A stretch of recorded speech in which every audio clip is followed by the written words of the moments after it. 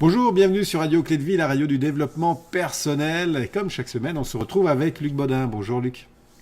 Bonjour Alexandre et bonjour à tous. Toujours heureux d'être fidèle au poste.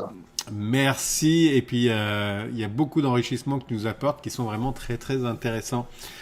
Luc, on a parlé à plusieurs occasions de plein de choses. On a parlé dans une émission de nettoyage par le gros sel.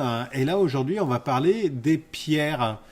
Alors, les pierres, on en a partout, hein. On a Pierre, Paul et Jacques aussi, mais c'est pas de cela qu'on va parler. On va parler vraiment des petites pierres comme celle-là, la signification des pierres et puis un petit peu ce que ça peut apporter.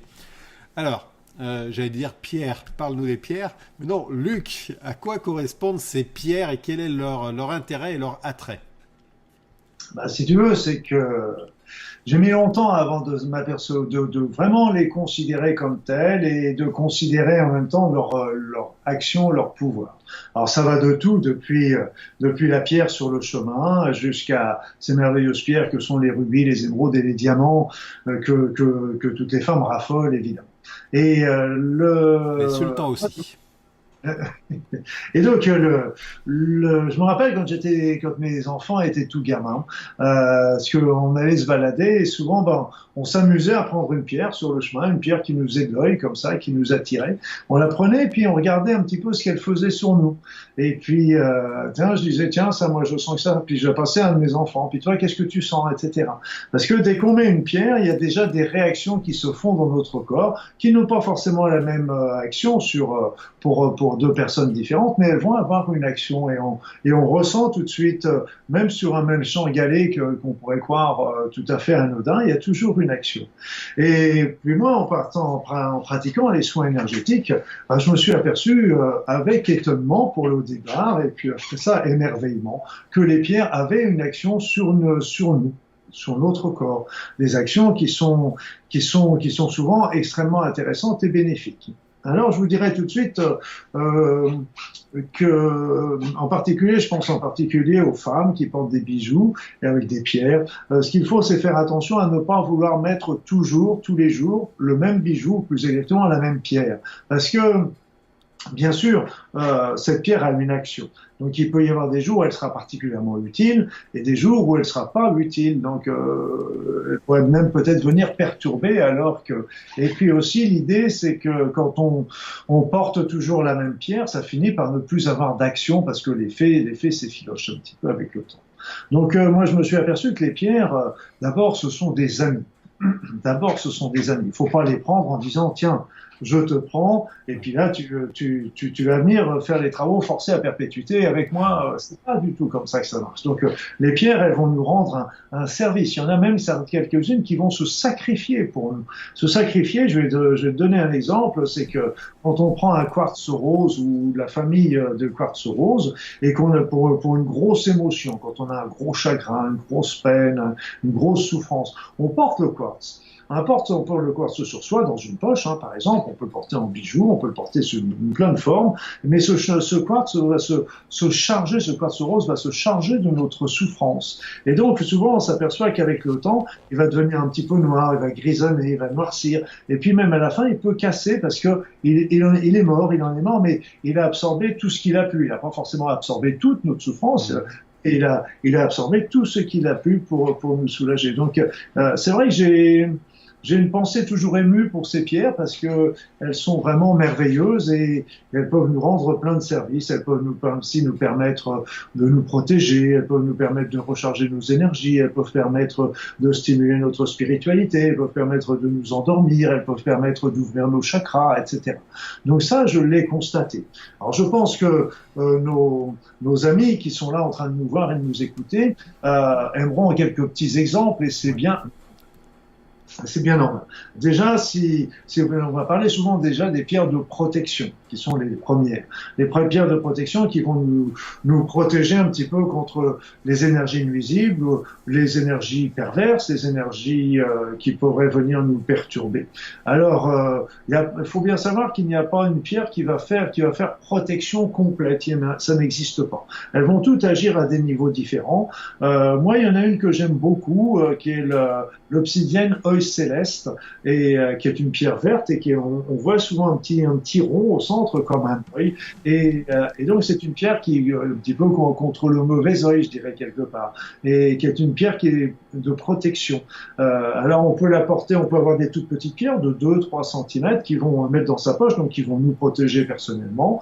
Après ça, on peut acheter des pierres rondes, des sphères qui vont avoir un champ d'action de 10 mètres, de 15 mètres, et donc qui peuvent protéger complètement une habitation. C'est intéressant. Il y a la stibine aussi, qui est une pierre qui va beaucoup agir contre les mauvaises intentions, en particulier contre les jets de sorts et des choses comme ça. Après ça, nous avons aussi une pierre que j'aime bien la raconter parce qu'elle me fait toujours sourire, c'est la tourmaline noire. La tourmaline noire, parce que c'est une pierre qui va nous enraciner, donc qui va nous permettre d'être ici maintenant, ce qui est déjà intéressant, mais aussi, comme m'avait dit un copain, et j'ai gardé son petit mot dans la tête, parce qu'il me dit, cette pierre-là, c'est pas compliqué, c'est la pierre anti-emmerdeur. Et donc, quand vous avez cette pierre-là, s'il y avait quelqu'un qui devait venir vers vous pour vous ennuyer, etc., eh bien, comme vous avez cette pierre, bah, ça va le repousser, il va aller embêter quelqu'un d'autre. Donc ça, c'est des pierres de protection. Après ça, il y a d'autres pierres qui sont, moi j'aime beaucoup, c'est la métisse qui est merveilleuse. On fait des très beaux bijoux avec ça. Et c'est une pierre qui va nous permettre d'arriver le calme, la détente, la méditation. C'est une pierre aussi qui va nous porter aux éléments supérieurs spirituels. Donc moi, je sais que autrefois, j'avais un lieu personnel où je faisais des stages et j'avais toujours mis dans ce lieu une grosse géode d'améthyste qui apportait toujours le calme et apportait le bien-être et l'harmonie au sein du groupe. Vraiment, c'était intéressant. Après ça, on a on en a une autre qui nous vient d'Amérique centrale et d'Amérique du Sud, qui par exemple la pyrite de fer. La pyrite de fer, elles ont une petite couleur un peu dorée, et c'est elle qui donne des formes cuivriques. Des formes cubiques, pardon, dans sa géométrie. Et ça, c'est une pierre qui est une pierre de recharge. C'est-à-dire, c'est une pierre qui va nous aider à bien nous recharger énergétiquement, donc de nous apporter force et vitalité. Et donc, à travers ça, ça va nous permettre d'avoir une meilleure efficacité dans notre travail, et ça va aussi permettre d'avoir aussi une meilleure créativité. Et puis c'est une pierre aussi qui est intéressante parce qu'elle va ouvrir le chakra du plexus aussi, c'est important parce que c'est tout ce qui est la digestion, c'est le pancréas, c'est tout. Et puis après ça, elle va aussi, comme elle a sa structure, cette forme cubique, elle va nous permettre de nous restructurer. Et ça, c'est intéressant parce qu'on a tous des périodes dans notre vie où on est déstructuré, désorganisé. On commence quelque chose, on le laisse tomber. On prend un deuxième truc, on le laisse tomber. Donc, on va pas jusqu'au bout. On prend 1000 choses et puis on n'arrive pas à faire les choses correctement. Eh bien, cette pierre, elle va nous permettre de nous restructurer, de nous réorganiser. Donc, c'est une pierre qui est aussi intéressante. Donc, mais surtout, le principal chose, c'est qu'elle va nous recharger, comme je disais au tout départ, et ce qui va nous permettre à la fois de nous recharger nous, et pour un thérapeute, ça va aussi lui permettre de transmettre beaucoup plus de l'énergie à son patient. D'accord, c'est une pierre très énergétique, celle-là. Très énergétique, très puissante. D'ailleurs, j'avais eu l'occasion d'acheter d'ailleurs un petit bout de d'une météorite plus exactement, et donc c'était une toute petite pierre ronde et ils en vendaient des petites lamelles comme ça, et cette pierre, je sais pas de quoi elle est faite, mais elle avait une puissance au niveau, elle a toujours une puissance au niveau énergie, c'est absolument fabuleux. Et puis il y a la Rolls-Royce qui est des pierres qui est toujours quelque chose que j'adore, c'est le quartz.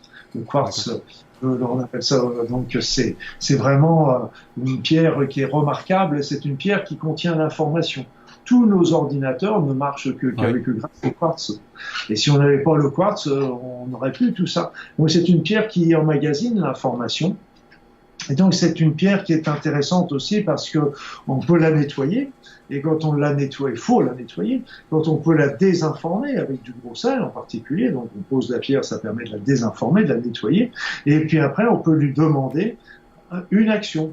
une action, par exemple, si on la met dans la maison, on va demander qu'elle apporte l'harmonie dans la maison. Dans un travail, elle peut nous permettre de nous aider à développer nos activités. On peut lui demander qu'elle vienne nous protéger aussi contre les énergies nuisibles. On peut lui demander à ce qu'elle vienne nous aider à développer tel ou tel talent ou telle action. Donc c'est une pierre qui est vraiment extrêmement intéressante parce que on peut en faire 1000 choses avec cette pierre et elle est absolument merveilleuse. Et je pense que tu as entendu parler aussi des fameux crânes de cristal. Oui, justement, oui. Cristal. Et donc, en fait, maintenant, on en fait avec toutes les pierres. Il y a eu la légende avec les 13 crânes de cristal. Ouais, justement, oui. Tiens, parce qu'on dit que ces 13 crânes de cristal contiendraient toute la connaissance de l'humanité, de la Terre, et quand ces 13 crânes vont être réunis, ça va réouvrir, c'est la légende maya, ça. Mais on a aussi des crânes, et le crâne, ce qu'il faut comprendre, c'est que l'aspect géométrique d'un crâne humain n'est pas anodin du tout, parce que c'est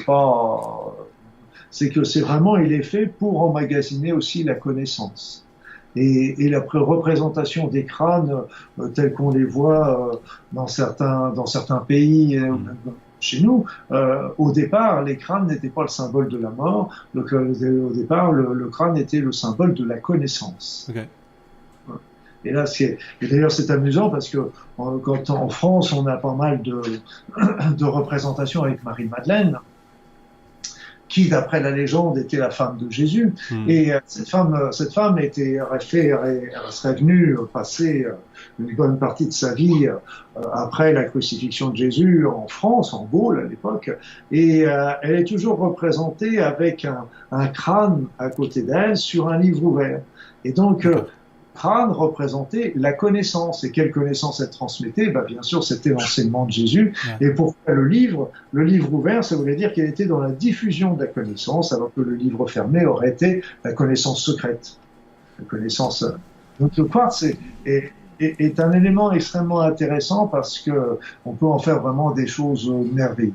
Mais je dirais aussi à ceux de personnes qui nous écoutent, avant d'utiliser quelque pierre que ce soit. Oui, justement, comment est-ce que tu utilises ces pierres-là? Et puis, je crois qu'il y a des choses à faire. Hein. Voilà, la première chose, c'est de la nettoyer, cette pierre. La nettoyer, quelle qu'elle soit. Et surtout, moi, je suis pas très chaud, d'ailleurs, pour tous les bijoux qui ont déjà été portés. Parce que là, on trouve beaucoup l'énergie de la personne et on a souvent beaucoup de mal à la nettoyer de cette empreinte émotive, que ce soit les bijoux d'ailleurs, mais que ce soit n'importe quel objet. Et donc, il faut vraiment les nettoyer. Moi, la meilleure solution que je trouve, c'est simplement de les mettre sur un lit de sel. Moi, je mets un lit de sel, de gros sel marin, toujours, avec un petit feutre ou un petit linge fin, et je pose ma pierre dessus. Je mets un petit linge parce que j'ai toujours peur que le sel ronge un petit peu le côté vernissé qui est sympathique. Alors, on peut la tremper dans l'eau, mais là encore, ça va être un petit peu plus corrosif, etc.